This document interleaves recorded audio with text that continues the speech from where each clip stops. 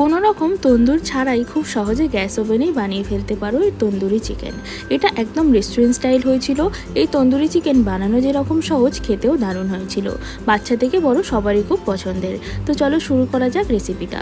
Tandoori chicken বানানোর জন্য প্রথমেই আমি এখানে দুটো থাই সমেত চিকেন লেগ পিস নিয়ে নিয়েছিলাম।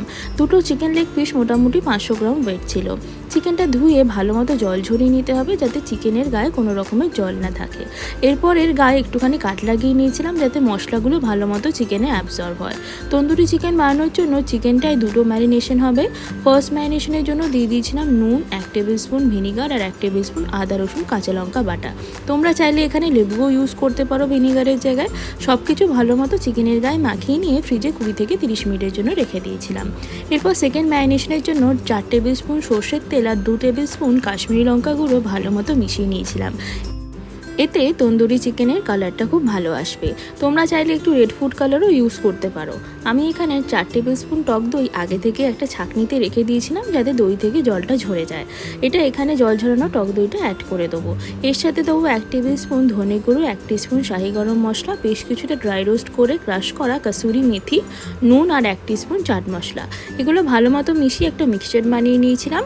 সেকেন্ড ম্যারিনেশনে নুনটা এখানে পরিমাণ মতো দেবে, কারণ ফার্স্ট ম্যারিনেশনে অলরেডি নুন অ্যাড করা আছে। মিক্সচারটা যত টাইট হবে চিকেনের গায়ে কিন্তু ততই ভালোভাবে লেগে থাকবে। তোমরা চাইলে একটু ছাতু বা বেসনও ইউজ করতে পারো, যাতে চিকেনের গায়ে মশলাটা ভালো মতো লেগে থাকে। মিক্সচারটা চিকেনের গায়ে মাখিয়ে 1 ঘন্টার জন্য ফ্রিজে রেখে দিতে হবে। যত বেশিক্ষণের জন্য ম্যারিনেট করা যাবে টেস্ট কিন্তু ততই বাড়বে। তোমাদের হাতে যদি সময় থাকে তোমরা এটাকে ওভারনাইটও ম্যারিনেট করে রেখে দিতে পারো। এটা কিন্তু টেস্টটা চিকেনের খুব ভালো আসবে। এরপর চিকেনটা যতক্ষণ ম্যারিনেট হচ্ছিল আমি এখানে একটা গ্রিন চাটনি বানিয়ে নিয়েছিলাম। গ্রিন চাটনির জন্য একটা মিক্সচার জারে ধনে পাতা, কাঁচা লঙ্কা, পুদিনা পাতা বাটা, বা তোমরা চাইলে এখানে ফ্রেশ পুদিনা পাতাও ইউজ করতে পারো।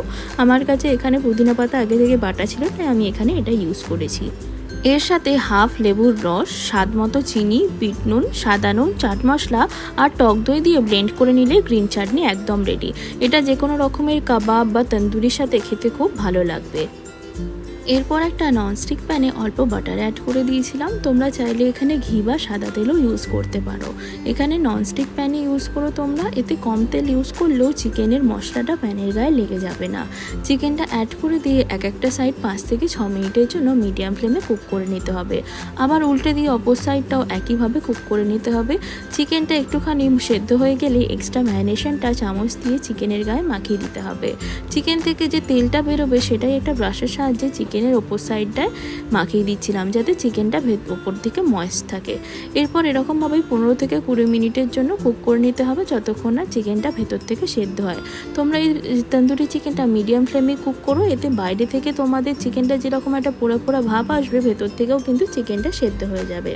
এরপর পুরো দোকানের মতো স্মোকি ফ্লেভার আনার জন্য একটা কাঠকয়লা পুড়িয়ে নিয়ে ওপরে সাদা তেল বা বাটার দিয়ে ঢাকা দিয়ে রেখে দিয়েছিলাম কিছুক্ষণের জন্য। ব্যাস, একদম রেস্টুরেন্ট স্টাইল তন্দুরি চিকেন একদম রেডি। এটা গরম গরম গ্রিন চাটনির সাথে সার্ভ করলে দারুণ লাগবে। রেসিপিটা কেমন লাগলো অবশ্যই কমেন্টে জানিও। ভালো লেগে থাকলে ভিডিওটা লাইক অ্যান্ড শেয়ার করতে ভুলো না, আর চ্যানেলটাও সাবস্ক্রাইব করে দিও। আজকের মতো এতটাই। আবার নেক্সট রেসিপি আসবে খুব তাড়াতাড়ি। Thank you.